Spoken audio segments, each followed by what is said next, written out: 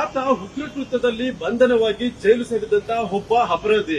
ಇತ್ತೀಚೆಗೆ ಸಿಸಿಬಿ ಪೊಲೀಸರು ಒಂದು ಪ್ರಕರಣದಲ್ಲಿ ಆತನನ್ನ ಬಾಡಿ ವಾರೆಂಟ್ ಮೇಲೆ ವಶಕ್ಕೆ ಪಡೆದು ಒಂದು ವಿಚಾರಣೆ ಮಾಡ್ತಾ ಇರ್ತಾರೆ. ಈ ಸಂದರ್ಭದಲ್ಲಿ ಅಧಿಕಾರಿಗಳ ಮುಂದೆ ಆತ ಕಣ್ಣೀರಿಡುವಂತಹ ಪರಿಸ್ಥಿತಿ ಎದುರಾಗಿತ್ತು. ಯಾಕಂತಂದ್ರೆ ಆತ ಏನು ಜೀವಾವಧಿ ಶಿಕ್ಷೆಗೆ ಒಳಗಾಗಿ ಜೈಲು ಸೇರಿ ಇನ್ನು 14 ವರ್ಷಗಳ ಬಳಿಕ ಹೊರಗಡೆ ಹೋಗ್ಬೇಕು ಅನ್ನೋ ಒಂದು ಯೋಚನೆಯಲ್ಲಿ ಆತ ಕಾಯ್ತಾ ಇರ್ತಾನೆ. ಆದ್ರೆ ಈ ಸಂದರ್ಭದಲ್ಲಿ ಆತನ ಮುಂದೆ ದಾಖಲಾಗಿರುವಂತಹ ಮತ್ತೊಂದು ಪ್ರಕರಣ ಆತನ ಕಣ್ಣಲ್ಲಿ ನೀರು ಬರುವಂತೆ ಮಾಡುತ್ತೆ. ಹೌದು, ಇತ್ತೀಚೆಗೆ ಬೆಂಗಳೂರಿನಲ್ಲಿ 5 ಜನ ಶಂಕಿತ ಉಗ್ರರನ್ನ ಸಿಸಿಬಿ ಪೊಲೀಸರು ಅರೆಸ್ಟ್ ಮಾಡಿದ್ರು. ಈ ಸಂದರ್ಭದಲ್ಲಿ ಈ ಒಂದು ಪ್ರಕರಣದಲ್ಲಿ ಮತ್ತೊಬ್ಬ ಪ್ರಮುಖ ಆರೋಪಿ ನಾಸೀರ್ ಇದ್ದಾನೆ ಅಂತೇಳಿ ಆತನನ್ನು ಸಹ ಒಂದು ವಿಚಾರಣೆ ಮಾಡೋದಕ್ಕೆ ಮುಂದಾಗಿದ್ರು. ಈ ಸಲುವಾಗಿ ಆತನನ್ನ ಬಾಡಿ ವಾರೆಂಟ್ ಮೇಲೆ ಸಿಸಿಬಿ ಅಧಿಕಾರಿಗಳು ವಶಕ್ಕೆ ಪಡ್ಕೊಂಡು ಒಂದು ವಿಚಾರಣೆಯನ್ನು ಸಹ ಮಾಡ್ತಾ ಇರ್ತಾರೆ. ಏನು ಪೊಲೀಸರು ವಿಚಾರಣೆ ಜೋರಾಗ್ತಿದ್ದಂತೆ ಆತ ಒಂದು ಕಣ್ಣೀರಿನ ಕಥೆಯನ್ನ ಹೇಳ್ತಾನೆ. ತನಗೆ ಜೀವಾವಧಿ ಶಿಕ್ಷೆ ಆಗಿತ್ತು, 14 ವರ್ಷಗಳ ನಂತರ ನಾನು ಬಿಡುಗಡೆ ಆಗ್ಬಹುದು, ನನ್ನ ಊರಿಗೆ ಹೋಗ್ಬೋದು ಅನ್ನೋ ಒಂದು ಆಸೆಯನ್ನ ಇಟ್ಕೊಂಡಿದ್ದೆ. ಆದ್ರೆ ಈ ಒಂದು ಪ್ರಕರಣ ಈಗ ಮತ್ತೆ ನನ್ನ ಮೇಲೆ ದಾಖಲಾಗಿರೋದ್ರಿಂದ ನಾನು ವಾಪಸ್ ಹೋಗ್ತೀನೋ ಇಲ್ಲೋ ಅನ್ನೋ ಒಂದು ಆಸೆ ಕೂಡ ನನಗೆ ಈಗ ಕಮರಿ ಹೋಗಿದೆ ಅಂತ ಹೇಳಿ ಅಧಿಕಾರಿಗಳ ಮುಂದೆ ಬಾಯ್ಬಿಟ್ಟಿರುವಂತದ್ದು. ಯಾಕಂದ್ರೆ ಇತ್ತೀಚೆಗೆ ಏನು ನಾಸೀರ್ನನ್ನ ಸಿಸಿಬಿ ಪೊಲೀಸರು ಒಂದು ವಿಚಾರಣೆಯನ್ನು ಸಹ ಮಾಡ್ತಾ ಇದ್ದಾರೆ. ಈ ಸಂದರ್ಭದಲ್ಲಿ ಆತನ ಮೇಲೆ ಕೆಲವು ಆರೋಪಗಳು ಸಹ ಕೇಳಿ ಬಂದಿದ್ವು. ಬಂಧಿತ 5 ಜನ ಶಂಕಿತರು ಮತ್ತೆ ಮತ್ತೊಬ್ಬ ಆರೋಪಿ ಜುನೈದ್ ಏನಿದ್ದಾರೆ ಆತನ ಮೈಂಡ್ ವಾಶ್ ಮಾಡಿ ಈತನೇ ಈ ಒಂದು ಕೃತ್ಯಗಳಿಗೆ ಪ್ರೇರೇಪಣೆ ಕೊಟ್ಟಿರ್ತಾನೆ ಎಂದು ಆರೋಪ ಆತನ ಮೇಲೆ ಎದುರಾಗಿತ್ತು. ಈ ಸಂದರ್ಭದಲ್ಲಿ ಸಿಸಿಬಿ ಪೊಲೀಸರು ಆತನನ್ನ ವಿಚಾರಣೆ ಮಾಡ್ತಿರ್ಬೇಕಾದ್ರೆ ಈ ಎಲ್ಲಾ ಆರೋಪಗಳಿಗೆ ಸಂಬಂಧಪಟ್ಟಂತೆ ಕೆಲವು ಉತ್ತರಗಳನ್ನು ಸಹ ಕೊಟ್ಟಿದ್ದಾನೆ. ಏನು ಆರೋಪಿಗಳು ಜೈಲಿನಲ್ಲಿ ಪರಿಚಯ ಆಗಿದ್ರು ಮತ್ತೆ ಈ ಸಂದರ್ಭದಲ್ಲಿ ಕೆಲವು ವಿಚಾರಗಳ ಬಗ್ಗೆ ಅವರ ಮೈಂಡ್ ಅನ್ನ ವಾಶ್ ಮಾಡುವಂತ ಕೆಲಸವನ್ನು ಸಹ ಮಾಡಿದೆ.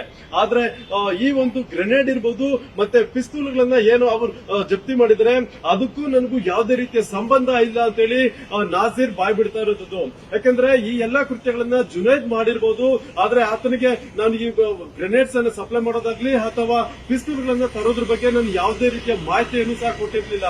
ಮತ್ತೆ ಈಗಾಗಲೇ ಈ ಒಂದು ಪ್ರಕರಣದಲ್ಲಿ ಜುನೈದ್ ಈಗಾಗಲೇ ಫಾರಿನ್ ನಲ್ಲಿದ್ದಾನೆ. ಆದ್ರೆ ಈ ಎಲ್ಲಾ ಕೃತ್ಯಗಳನ್ನ ಆತ ಯಾವ ರೀತಿ ಎಸೆದ ಅನ್ನೋದು ಸಹ ನನಗೆ ಗೊತ್ತಿಲ್ಲ ಅಂತೇಳಿ ಈಗ ಸಿಸಿಬಿ ಮುಂದೆ ನಾಸೀರ್ ಹೇಳ್ತಾ ಇದ್ದಾನೆ. ಮತ್ತೆ ಈಗಾಗಲೇ ಇದೇ ವಿಚಾರವಾಗಿ ಸಿಸಿಬಿ ಪೊಲೀಸರು ಕೆಲವು ಮಾಹಿತಿಗಳನ್ನ ಕಲೆಕ್ಟ್ ಮಾಡಿದ್ದಾರೆ. ಮತ್ತೆ ಕೆಲವು ಸಾಂದರ್ಭಿಕ ಸಾಕ್ಷಿಗಳನ್ನ ಸಹ ಕಲೆಕ್ಟ್ ಮಾಡಿ ನಾಸೀರ್ನನ್ನ ವಿಚಾರಣೆ ಮಾಡ್ತಾ ಇದ್ದಾರೆ. ಮತ್ತೆ ಈಗಾಗಲೇ ಏನು ಬಂಧಿತ 5 ಜನ ಇದ್ದಾರೆ ಅವರು ಸಹ ನಾಸೀರ್ ಮತ್ತೆ ಜುನೈದ್ ಯಾವ ರೀತಿಯ ಒಂದು ಪ್ಲಾನ್ ಆಫ್ ಆಕ್ಷನ್ ಕೊಟ್ಟಿದ್ರು ಮತ್ತೆ ಏನೆಲ್ಲ ಕಾರ್ಯಸೂಚಿಗಳನ್ನ ಕೊಟ್ಟಿದ್ರು ಅನ್ನೋದನ್ನ ಎಳೆಯಾಗಿ ಸಹ ಈಗಾಗಲೇ ಬಾಯ್ಬಿಟ್ಟಿದ್ದಾರೆ. ಈ ಒಂದು ಸ್ಟೇಟ್ಮೆಂಟ್ ಆಧಾರದ ಮೇಲೆ ಈಗ ಸಿಸಿಬಿ ಪೊಲೀಸರು ನಾಸೀರ್ನನ್ನು ಸಹ ವಿಚಾರಣೆಗೆ ಒಳಪಡಿಸೋದಕ್ಕೆ ಮುಂದಾಗಿರುವುದು. ಮತ್ತೆ ಈಗಾಗಲೇ ಆತನ ಬ್ಯಾಂಕ್ ಖಾತೆಗಳಿಗೆ ಬಂದಿರುವಂತಹ ಹಣ ಇರಬಹುದು ಮತ್ತೆ ಬೇರೆ ಬೇರೆ ಒಂದು ಚಟುವಟಿಕೆ ಏನಿದೆ ಆ ಎಲ್ಲಾ ವಿವರಗಳನ್ನ ಸಿಸಿಬಿ ಅಧಿಕಾರಿಗಳು ಕಲೆಕ್ಟ್ ಮಾಡಿದ್ದಾರೆ. ಅದನ್ನ ಒಂದೊಂದಾಗಿ ನಾಸೀರ್ ಮುಂದೆ ಕ್ವಶನ್ ಮಾಡಿ ಆತನಿಂದ ಬಾಯ್ ಬಿಡಿಸುವಂತ ಕೆಲಸವನ್ನು ಸಹ ಸಿಸಿಬಿ ಅಧಿಕಾರಿಗಳು ಮಾಡ್ತಾ ಇದ್ದಾರೆ. ಒಟ್ಟಿನಲ್ಲಿ ಈ ಒಂದು ಪ್ರಕರಣ ಏನಿದೆ ದಿನದಿಂದ ದಿನಕ್ಕೆ ಬೇರೆ ಬೇರೆ ಆಯಾಮಗಳಲ್ಲಿ ತನಿಖೆಯನ್ನ ನಡೆಸ್ತಾ ಇದ್ದಂತೆ ಹೊಸ ವಿಚಾರಗಳು ಸಹ ಸಿಸಿಬಿ ಪೊಲೀಸರ ಮುಂದೆ ಬರ್ತಾ ಇರೋದು. ಈಗ ನಾಸೀರ್ ಏನ್ ಉತ್ತರ ಕೊಡ್ತಾನೆ ಮತ್ತೆ ಏನೆಲ್ಲ ಒಂದು ಸಿಸಿಬಿ ಪ್ರಶ್ನೆಗಳು ಆತನ ಮುಂದೆ ಎದುರಾಗುತ್ತೆ ಅನ್ನೋದು ಸಹ ಈಗ ಕುತೂಹಲವನ್ನ ಉಂಟು ಮಾಡ್ತಾ ಇದೆ. ಯಾಕಂದ್ರೆ ಬೆಂಗಳೂರಿನಲ್ಲಿ ಈ 5 ಜನ ಶಂಕಿತರು ಬಂಧನವೇ ಒಂದು ದೊಡ್ಡ ವಿಚಾರವಾಗಿತ್ತು. ಸಿಸಿಬಿ ಪೊಲೀಸರು ಒಂದು ದೊಡ್ಡ ಮಟ್ಟದ ಒಂದು ಷಡ್ಯಂತ್ರ ಮತ್ತೆ ಕೃತ್ಯಗಳಿಗೆ ಪ್ಲಾನ್ ಅನ್ನ ರೂಪಿಸಿರುವಂತಹ ಒಂದು ಗ್ಯಾಂಗ್ ಅನ್ನೇ ಸಹ ಅರೆಸ್ಟ್ ಮಾಡಿ ಈಗ ತನಿಖೆಯನ್ನು ಸಹ ಮಾಡ್ತಾ ಇದ್ದಾರೆ. ಈಗ ಮುಂದಿನ ಟಾರ್ಗೆಟ್ ಸಿಸಿಬಿಗೆ ಜುನೈದ್ ಅನ್ನ ಪತ್ತೆ ಹಚ್ಚಬೇಕು ಮತ್ತೆ ಆತನನ್ನ ಭಾರತಕ್ಕೆ ಕರೆತರುವಂತಹ ಪ್ರಯತ್ನಗಳು ಏನಿದೆ ಅನ್ನೋದನ್ನ ಮುಂದೆ ಅವರು ಒಂದು ಹಂತವಾಗಿ ಈಗ ಪ್ರಯತ್ನವನ್ನ ಪಡ್ತಾ ಇರೋದು. ಇದು ಇವತ್ತಿನ ವಿಶೇಷ. ಇಷ್ಟೊತ್ತು ನಿಮಗೆ ಸುದ್ದಿ ಕೊಟ್ಟಂತದ್ದು ಮುಂದಿನ ಒಂದು ಇದೇ ರೀತಿಯ ಮತ್ತೊಂದು ಸುದ್ದಿಗಾಗಿ ನೋಡ್ತಾ ಇರಿ ನ್ಯೂಸ್ 18 ಡಿಜಿಟಲ್ ಕನ್ನಡ.